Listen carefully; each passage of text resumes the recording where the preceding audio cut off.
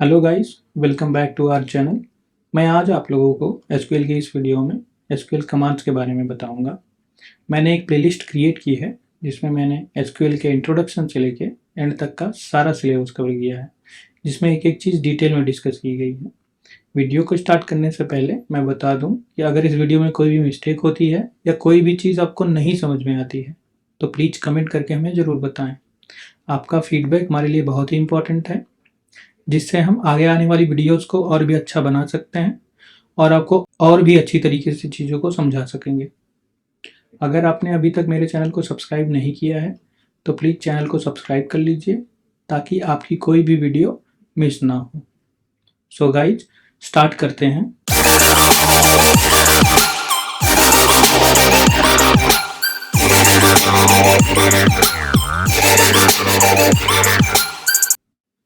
SQL यानी structured query language, जिसका use हम स्ट्रक्चर्ड डेटा से डील करने के लिए करते हैं। इसका मतलब वो डेटा जो टेबुलर फॉर्मेट में स्टोर होता है या रिलेशन के फॉर्मेट में स्टोर होता है।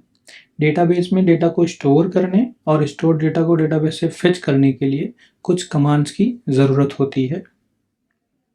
सो गाइज, अभी हम इनका ओवरव्यू देखते हैं, बट आगे आने वाली वीडियोस में हम इन पर डीप डिस्कशन करेंगे और साथ में प्रैक्टिकल इम्प्लीमेंटेशन भी करेंगे।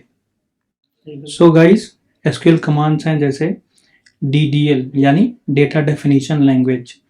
डीडीएल कमांड का यूज़ हम डेटाबेस के स्ट्रक्चर को, जिसको टेबल कहते हैं, जिसको हम कभी कभी स्कीमा और डेटा मॉडल भी कहते हैं, को क्रिएट करने या किसी रो या कॉलम को ऐड करने या अपडेट और डिलीट करने के लिए करते हैं, जिसको हम create, alter, drop, rename, truncate की हेल्प से परफॉर्म करते हैं। यानी अगर कोई भी टेबल की स्ट्रक्चर को चेंज करना है तो अल्टर कमांड से हम टेबल के स्ट्रक्चर को चेंज करते हैं।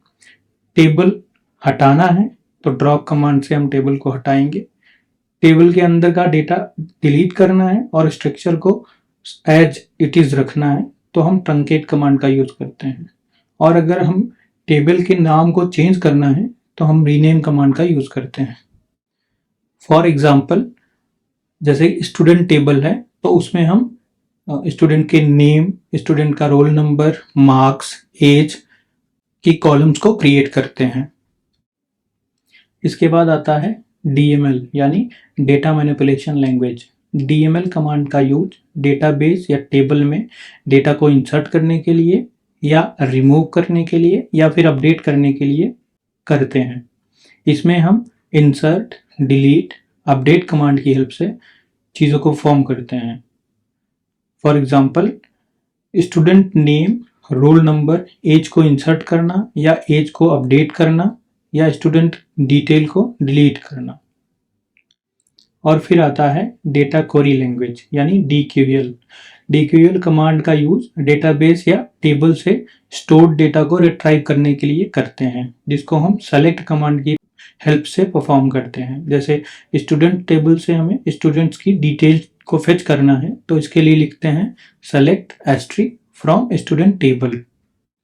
डीक्यूएल के लाइव एग्जाम्पल के रूप में हम आईआरसीटीसी की वेबसाइट को ले सकते हैं, जिसमें हमें सोर्स, डेस्टिनेशन और उसके बीच में चलने वाली सारी ट्रेन्स की डिटेल, उसमें अवेलेबल डिफरेंट क्लासेस जैसे sleeper, third A, 2A, first A में कितनी अवेलेबिलिटी है और मेल या फीमेल, इन सारी चीज़ों को निकालने के लिए बैकग्राउंड में एसक्यूएल कमांड्स ही रन करते हैं, जो कि सब क्वेरीज के माध्यम से परफॉर्म होते हैं, जिसके बारे में हम आगे आने वाली वीडियोस में डीप में पढ़ेंगे। इसके बाद आता है डीसीएल यानी डेटा कंट्रोल लैंग्वेज।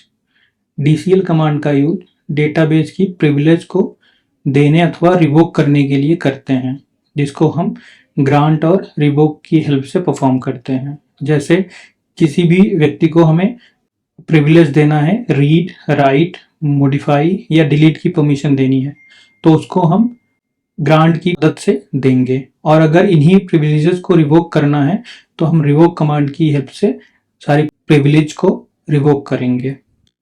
इसके बाद आता है टीसीएल यानी transaction control language. TCL command का यूज डेटाबेस की ट्रांजैक्शन को कंट्रोल करने के लिए करते हैं, जिसको हम commit, save point, roll back की हेल्प से परफॉर्म करते हैं। ये कमांड बहुत ही इंपॉर्टेंट है और इनकी हेल्प से डेटाबेस में हम डेटा को स्टोर करते हैं और डेटाबेस को परमानेंटली स्टोर कर सकते हैं ताकि हमारा डेटा लॉस होने से बच जाए। फॉर एग्जाम्पल, अगर हम कोई भी एक्टिविटी ट्रांजैक्शन के रूप में परफॉर्म करते हैं, जैसे मान लीजिए हमने कोई डेटा किसी ड्राइव पे अपलोड कर रहे हैं, तो अगर वो बीच में इंटरप्ट हो जाता है तो दोबारा हमें, जब हम दोबारा से ट्रांजैक्शन स्टार्ट करेंगे अपलोड करने का, तो हमें जीरो से स्टार्ट करना पड़ेगा। लेकिन अगर हमने सेव पॉइंट लगाया हुआ है तो अगर पहली बार में डेटा 80% गया है, दोबारा हमें जीरो से स्टार्ट नहीं करना पड़ता, फिर दोबारा हमारा डेटा 80% के बाद वाला ही जाता है। और हम कमिट के एग्जाम्पल के रूप में ले सकते हैं कि अगर हमने कोई चीज़ डेटाबेस में स्टोर करी और अगर हमने कमिट कर दी तो वो डेटा हमारा डेटाबेस में परमानेंटली स्टोर हो जाता है। बाद में हम उस डेटा को बाद में भी हम रिट्राइव कर सकते हैं। अगर हमने कमिट नहीं किया है तो वो डेटा के लॉस होने के चांसेस बढ़ जाते हैं। और अगर हम रोल बैक की बात करें तो रोल बैक मतलब ये होता है कि अगर हमने कोई भी परफॉर्म किया एक्टिविटी या कोई भी ट्रांजैक्शन परफॉर्म किया जिसको हमने कमिट कर दिया, बाद में हमें वही प्रीवियस स्टेट ही चाहिए, तो उसके लिए हम एक स्टेप बैक रोल बैक करते हैं, जिससे हम अपनी प्रीवियस स्टेट में आ जाते हैं। एसक्यूएल कमांड्स को प्रॉपरली परफॉर्म करने के लिए हमें कॉन्स्टेंट की ज़रूरत होती है, जिससे हम अपनी रिक्वायरमेंट के अकॉर्डिंग रूल्स को सेट करते हैं डेटाबेस के लिए। कॉन्स्टेंट में हम देखेंगे प्राइमरी की, फॉरेन की, check, unique, default and not null. इन्हें भी हम आगे आने वाली वीडियोस में डिटेल में पढ़ेंगे। सो गाइस, इस वीडियो में इतना ही। आगे आने वाली वीडियोस में हम एसक्यूएल का इंस्टॉलेशन देखेंगे और हम देखेंगे कि DDL यानी डेटा डेफिनेशन लैंग्वेज को हम कैसे परफॉर्म करते हैं। सो गाइस, अब आपसे मिलते हैं हम नेक्स्ट वीडियो में। तब तक के लिए bye bye and have a great day.